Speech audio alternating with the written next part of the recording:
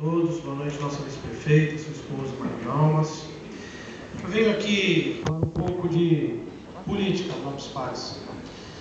Nós, domingo, como aqui alguns já falaram, teremos a opção de escolher o que é melhor para o nosso país, respeitando a democracia. Mas eu não poderia, Nobres Pares, deixar aqui de mostrar a minha indignação, a minha tristeza perante ao Congresso Nacional, ao Senado, a uma CPMI que está analisando o assalto que foi feito à Petrobras nos últimos anos. Gostaria aqui de dar alguns fatos, relembrar alguns fatos. Eu me lembro, Nobres Pares, que no ano de 2006 nós tivemos o escândalo das ambulâncias, que ficou conhecida como a CPI dos sanguessugas. Também me recordo que naquela data, naquele ano de 2006, também era um ano eleitoral igualzinho este ano aqui que nós estamos. E no dia 26 de setembro, ou seja, muito perto da eleição, porque a eleição foi naquele ano, no dia 3 de outubro, então aí cerca de 7 dias antes da eleição, saiu o relatório da CPI.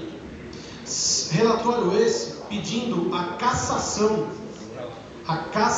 de 72 deputados que estavam travestidos de deputados, mas na verdade eram bandidos que pegavam dinheiro das ambulâncias do nosso país e depositavam em suas próprias contas. Dia 26 de setembro. 7 dias depois houve a eleição. 67 deputados desses 72 concorreram e não foram reeleitos. E hoje nós estamos muito próximos de uma eleição. E quando a gente escuta falar que o governo atual não tem um engavetador, mas tem sim quem nos proteja na presidência da CPMI. Por quê? Há uma lista pronta com 49 deputados e 12 senadores que assaltaram a Petrobras nos últimos anos. E o povo brasileiro, gente, não vai ter o direito sequer de saber quem são esses bandidos. Na semana que vem, não tenho dúvida, passada a eleição, nós saberemos os nomes. Muitos deles estarão reeleitos. E o povo brasileiro não teve a opção de julgá-lo na urna. Aí vem aquela velha história, é o outro mandato, já ganhou, vai ser empossado, toca a vida e vamos continuar do jeito que está.